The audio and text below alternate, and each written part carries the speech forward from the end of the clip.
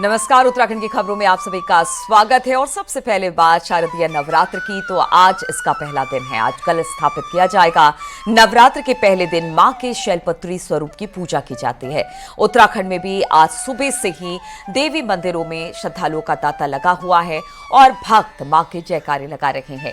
हरिद्वार की बात की जाए तो यहां पर माया देवी मंदिर में सुबह से ही भक्तों का सैलाब उमड़ा हुआ है। लोग यहां पहुंच रहे हैं। साथ ही नैनीताल में भी नवरात्रि की धूम है। पहले दिन सुबह से ही भक्त नैनीताल की नैना देवी मंदिर में पहुंच रहे हैं और मां नैना की पूजा अर्चना कर रहे हैं। नैनीताल की नैना देवी मंदिर 51 शक्तिपीठों में शामिल है और इस मंदिर पर देश विदेश के लोग की आस्था है।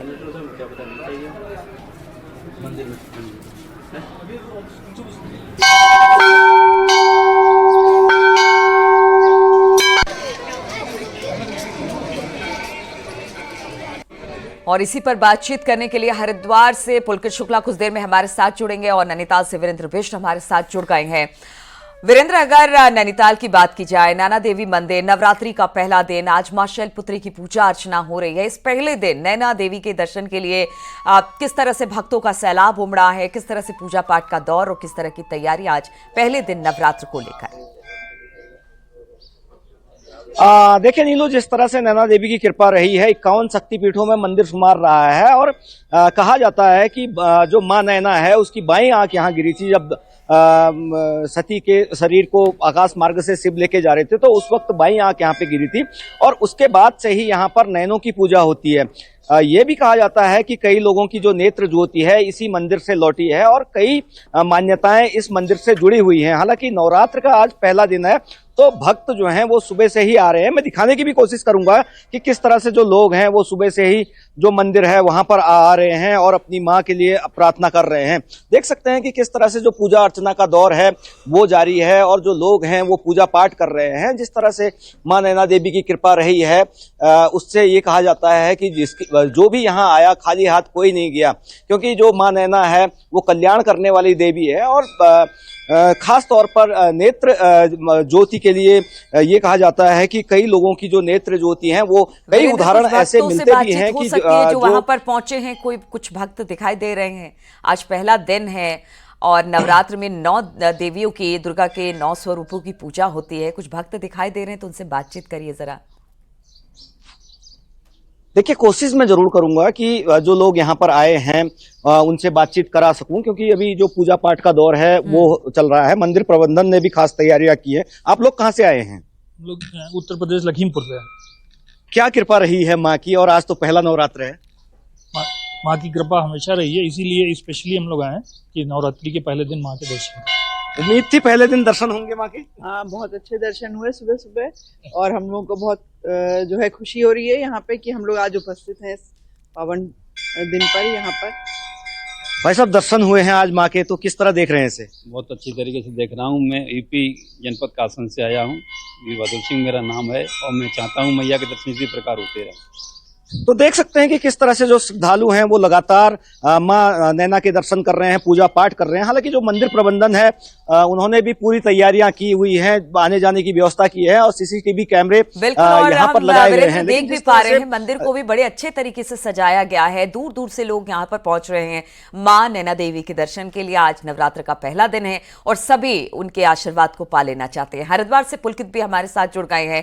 पुलकित, अगर हरिद्वार की बात की जाए, माया देवी मंदिर यहाँ पर बहुत खास है। लोग यहाँ पर दूर दूर से आते हैं, पूजा अर्चना करते हैं और आज तो नवरात्र का पहला दिन है। किस तरह से इस उत्सव को लेकर, क्योंकि 9 दिन तक इसी तरह से हम देखेंगे कि श्रद्धालुओं का मंदिर में तांता लगा रहेगा, तो किस तरह से आज इस उत्सव की शुरुआत हो चुकी है, श्रद्धालु पहुंच रहे हैं और किस तरह की तैयारी मंदिरों में?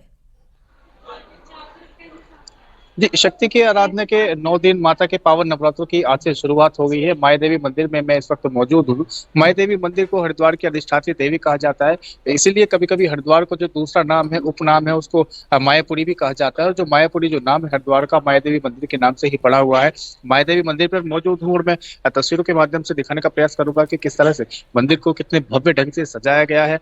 कई किलो फूलों से मंदिर को सजाया गया है। मंदिर को कल शाम से ही सजाने की तैयारी हो गई थी और पूरे विधि विधान के साथ पूरे धूमधाम से जो है मंदिर को यहाँ पर सजाया गया है। और जो नवरात्रों के पहले दिन का जो उत्साह है वो भी श्रद्धालु के बीच में यहाँ पर देखने के लिए मिल रहा है। माया देवी मंदिर में साल भर श्रद्धालु पहुंचते हैं, लगातार यहाँ पर बड़ी संख्या में श्रद्धालु पहुंचते रहते हैं, लेकिन क्योंकि माया देवी मंदिर नवरात्रों के दिनों में इसके जो महत्व है वो बहुत ज्यादा बढ़ जाता है, इसलिए जो भी स्थानीय लोग हैं वो भी यहाँ पर बड़ी संख्या में पहुंचते हैं। लेकिन उसके अलावा जो भी लोग हरिद्वार में गंगा स्नान करने के लिए पहुंचते हैं वो भी हरिद्वार में माया देवी मंदिर पर जरूर पहुंचते हैं। हरिद्वार में 3 प्रमुख मंदिर है माता के, माया देवी मंदिर, मनसा देवी मंदिर और चंडी देवी मंदिर। तीनों ही मंदिरों पर भक्तों का तांता लगा रहता है।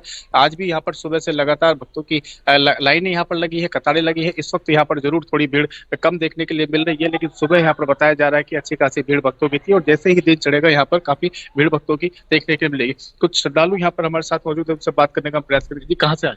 मैं हरिद्वार लोकल ही रहता हूँ। आप यहीं के रहने वाले हैं? हरिद्वार के माया देवी मंदिर आप पहुंचे थे, क्या कुछ मान्यता है इसकी, क्या महिमा है माता? ये तो माता तो हरिद्वार की अधिष्ठात्री देवी, इसी के नाम पे हरिद्वार का पुराना नाम है मायापुर और मायापुर की अधिष्ठात्री है माया देवी। कई ऐसे लोग हैं जो हम देखते हैं यहाँ पर सालों साल यहाँ पर आते रहते हैं, रोजाना आते हैं। मैं भी रोज आने वालों में ही। आप रोज आते हैं? मैं रोज माता के दर्शन के लिए आते हैं, लोग दूर दूर से आते हैं और आज तो नवरात्र का पहला दिन है और इस पहले दिन सभी मां के आशीर्वाद को पा लेना चाहते हैं। हम अपने सहयोगियों के जरिए अलग अलग जगहों पर माता के मंदिरों के दर्शन भी करवाएंगे, उनसे बातचीत भी करेंगे। फिलहाल वीरेंद्र और पुलकित आपका बहुत बहुत शुक्रिया हमारे साथ जुड़ने के लिए।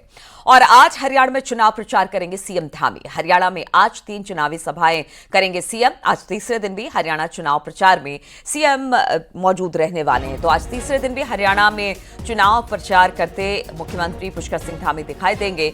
हमने देखा कि हरियाणा चुनाव में कई जगह पर चुनाव प्रचार करने के लिए सीएम धामी पहुंचे और आज तीसरा दिन है। आज भी चुनावी सभाएं करते सीएम धामी दिखाई देंगे।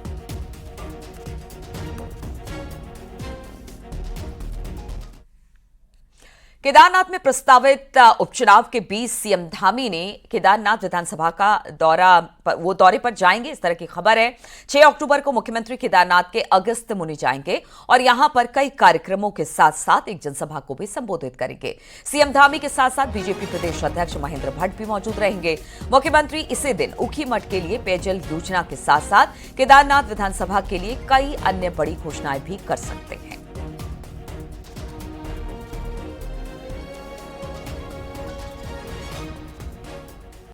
सड़कों के मामले हैं, पेयजल की बहुत सारी समस्याएं वहां आई हैं और आपदा के कारण भी कई गांवों में जो है क्षतिग्रस्त हुआ है, तो उसके भी मैनेजमेंट के लिए, उसके प्रबंधन के लिए भी काम होने हैं।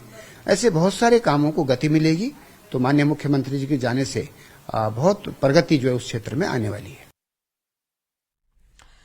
और केदारनाथ चुनाव में बीजेपी अपना पूरा जोर लगा रही है, जबकि कांग्रेस के प्रदेश प्रभारी शैलजा के हरियाणा चुनाव में व्यस्त होने से केदारनाथ में कांग्रेस के नेता कम नजर आ रहे हैं। शैलजा के व्यस्त होने से पार्टी वहां कोऑर्डिनेट ऑब्जर्वर तक नहीं बना पा रही है।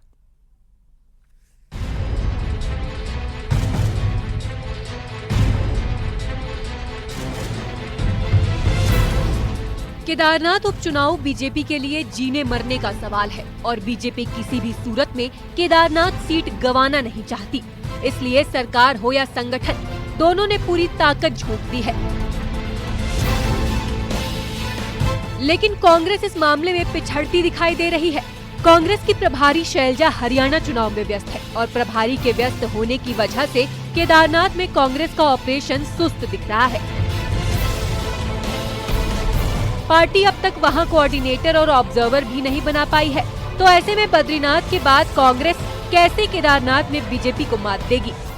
तो चूंकि हरियाणा में चुनाव है तो उनका हरियाणा में रहना भी आवश्यक है, पर ऐसा नहीं कि हरियाणा के चुनाव के में उनकी जो है वहां वो बिजी हैं तो उस वजह से केदारनाथ में कोई उसका असर पड़ रहा है, ऐसा नहीं है। उन्होंने हमारे पार्टी अध्यक्ष जी को जो आवश्यक दिशा निर्देश हैं वो दिए हुए हैं और हमारे पार्टी के अध्यक्ष उन आवश्यक दिशा निर्देशों के अनुपालन में जो केदारनाथ में होना चाहिए वो कर रहे हैं। केदार बचाओ यात्रा के बाद से केदारनाथ में कांग्रेस एक्टिव नहीं दिख रही, तो दावेदारों में से उम्मीदवार कौन होगा, इस पर भी पार्टी के अंदर एक राय नहीं है।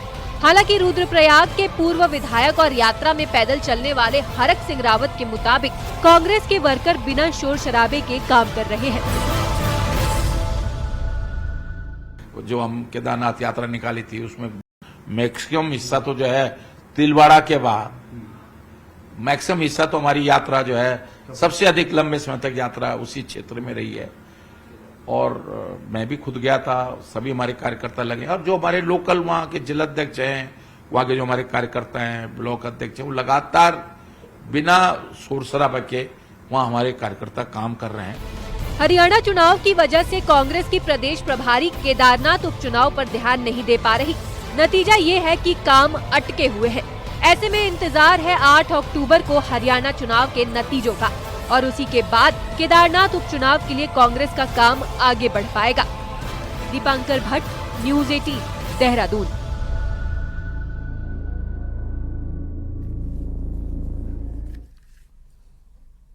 उत्तराखंड में सख्त भू कानून की मांग के बीच कांग्रेस ने भी हल्ला बोल कर दिया है।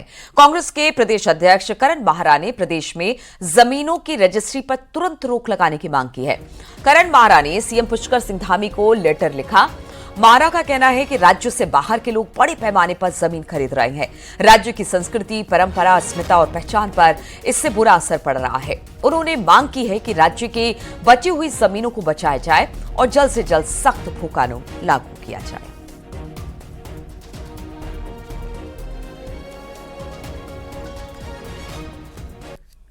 और उत्तराखंड में इन दिनों भू कानून का मुद्दा गरमाया हुआ है। बात उत्तराखंड की पहचान और संस्कृति बचाने तक आ पहुंची है। पूर्व मंत्री हरक सिंह रावत के मुताबिक सरकार मौजूदा कानून से एक शब्द हटा दे तो उत्तराखंड बच जाएगा। वहीं पूर्व सीएम त्रिवेंद्र रावत को लगता है कि एक और पहाड़ी राज्य की डिमांड उठ सकती है। देखिए जरा ये रिपोर्ट।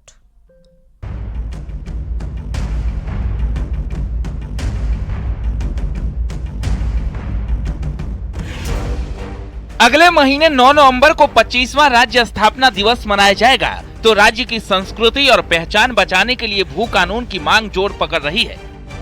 इस संवेदनशील मुद्दे पर अब सियासत जोर पकड़ रही है। पहली चुनी हुई सरकार में हरक सिंह रावत राजस्व मंत्री रहे। जब 2003 में पहली बार भू कानून लागू किया गया, हरक सिंह रावत के मुताबिक तिवारी सरकार का भू कानून सबसे बेस्ट कानून है, लेकिन उसे कड़ा करने के लिए मौजूदा कानून से निकाय शब्द हटाया जाना चाहिए। हरक सिंह रावत के मुताबिक 250 वर्ग मीटर से ज्यादा जमीन न खरीदने वाला नियम गांव के साथ शहरों में भी लागू होना चाहिए। ये चाहे शहर के अंदर हो चाहे शहर के बाहर हो, अगर वो एग्रीकल्चर लैंड है तो निकाय में भी अगर आ गई तो उस पर भी 250 मीटर का कानून लागू होना चाहिए। ये कानून में हमें संशोधन करना पड़ेगा। जहां हमने निकाय शब्द लिखा है, जिस दिन हमने ये 250 मीटर वाला कानून उस पे लागू कर दिया, उस दिन भू कानून, इससे अच्छा भू कानून हो ही नहीं सकता। बात जमीन बचाने की हो रही है तो भू कानून पर पहली बार पूर्व सीएम त्रिवेंद्र रावत की बात भी सामने आई है। त्रिवेंद्र रावत के मुताबिक भू कानून का मॉडल साफ होना चाहिए, वहीं पहाड़ हर वक्त नजर में होना चाहिए। अगर विकास नहीं हुआ तो आने वाले वक्त में अलग पहाड़ी राज्य की डिमांड भी उठ सकती है और यह आशंका पहले से थी। वहीं कांग्रेस नेता गणेश गोदियाल के मुताबिक सरकार को तुरंत एक अध्यादेश निकालकर उन सभी जमीनों को अपने कब्जे में ले लेना चाहिए जहां नियम तोड़े गए हैं। एक ही पर्वतीय क्षेत्र इस राज्य में हमारे हर समय हमारी नजरों में होना चाहिए, क्योंकि पर्वतीय क्षेत्र का अगर डेवलपमेंट नहीं हुआ तो फिर निश्चित रूप से आने वाले समय में पर्वतीय राज्य की अलग डिमांड हो सकती है। और मैं आज भी आपसे उम्मीद करता हूं कि अगर आप वाकई इस विधेयक को लाना चाहते हैं, उत्तराखंड के हित में आप अपने विचार रखते हैं, आप उत्तराखंड के हितैषी हैं, तो आज रात से इस आशय का ऑर्डिनेंस लाइए कि आज के दिन तक जिन्होंने ये गड़बड़ियां की हैं उनकी जमीनें निहित की जाती हैं। मुद्दा जमीन बचाकर उत्तराखंड की पहचान और संस्कृति बचाने का है तो सवाल 250 वर्ग मीटर के नियम का है, जो शहरों में लागू ही नहीं होता। अब देखना होगा कि नए भू कानून में सरकार इस छूट को खत्म करने का फैसला लेती है या नहीं। देहरादून से न्यूज़ 18 के लिए दीपांकर भट्ट की रिपोर्ट। और उत्तराखंड में डाक विभाग में नियुक्तियों के मामले में बड़ी खबर आ रही है। 157 पदों पर हरियाणा और पंजाब के युवाओं की भर्ती हुई है और इनकी अब चमोली और रुद्रप्रयाग जिलों में पोस्टिंग होगी।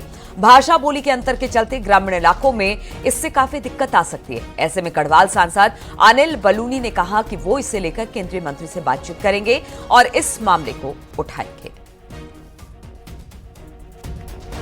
भाषा के कारण दिक्कत आ सकती है। हम आपको बता दें ये पूरा मामला है क्या, जिसे लेकर अब अनिल बलूनी ने इसको लेकर बात कही है। उत्तराखंड में डाक विभाग में नियुक्तियों के मामले में 157 पदों पर हरियाणा और पंजाब के युवाओं की भर्ती की गई और उनकी अब चमोली और रुद्रप्रयाग जिलों में पोस्टिंग होगी। भाषा और बोली का अंतर है, इसकी वजह से ग्रामीण इलाकों में इससे इंटरेक्ट नहीं हो सकता है। ऐसे में दिक्कत आ सकती है। ऐसे में गढ़वाल सांसद अनिल बलूनी ने कहा है कि वो इसे लेकर केंद्रीय मंत्री से बातचीत करेंगे और इस मामले को उठाएंगे, क्योंकि देखिए स्थानीय बोली और भाषा के साथ अगर नियुक्तियां होती हैं तो लोगों से बातचीत करने में, उन्हें समझने और समझाने में काफी ज्यादा आसानी होती है। और अब इसी को लेकर ये पूरा मामला उठ रहा है कि जो 157 पद है जिसमें हरियाणा और पंजाब के युवाओं की भर्ती हुई है, उसे लेकर अनिल बलूनी ने कहा है कि वो केंद्र सरकार और केंद्रीय मंत्री से इस पर बातचीत करेंगे और इस मामले को उठाएंगे। उत्तरकाशी में यमुनोत्री हाईवे पर डमटा के पास एक बाइक हाईवे के किनारे फैले मलबे से टकरा गई और उसमें बाइक सवार दोनों शख्स खाई में जा गिरे, जिसकी वजह से उन्हें गंभीर चोटें आई। सूचना पर पहुंची पुलिस और रेस्क्यू की टीम ने दोनों का रेस्क्यू किया और फिर घायलों को इलाज के लिए अस्पताल में एडमिट कराया गया, जहां से दोनों घायलों को हायर सेंटर रेफर कर दिया गया है।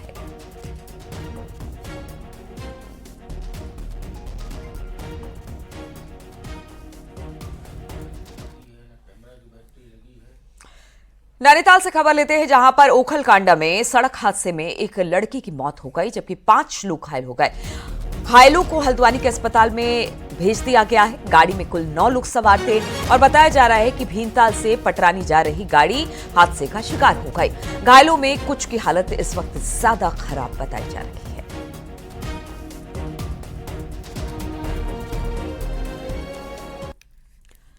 चमोली में थराली के कोलपुड़ी गांव के रहने वाले सेना के जवान नारायण सिंह का पार्थिव शरीर 56 साल बाद उनके गांव में आज पूरे सैन्य सम्मान के साथ उनका अंतिम संस्कार किया जाएगा।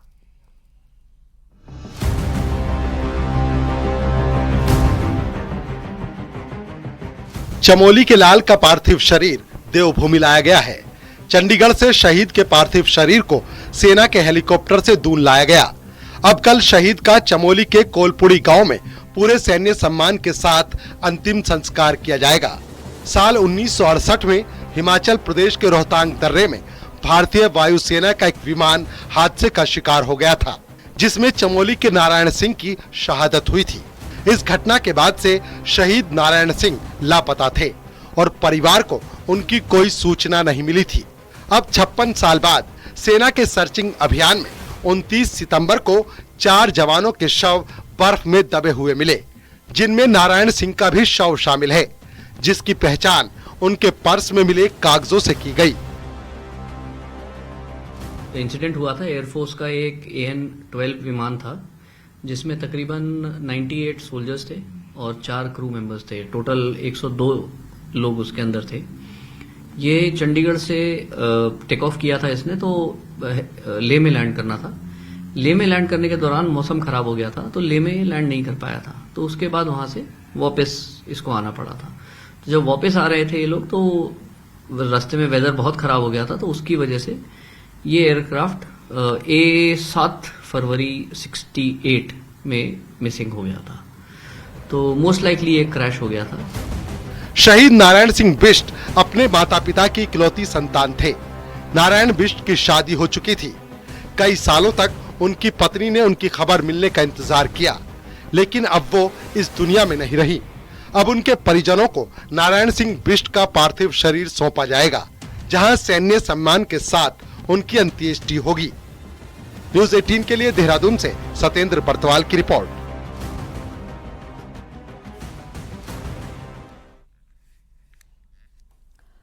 और उत्तरकाशी से खबर, जहां पर महिला जिला अस्पताल से देहरादून रेफर की गई गर्भवती महिला को एम्बुलेंस कर्मियों ने रात को गंगोत्री हाईवे पर सुरक्षित प्रसव कराया।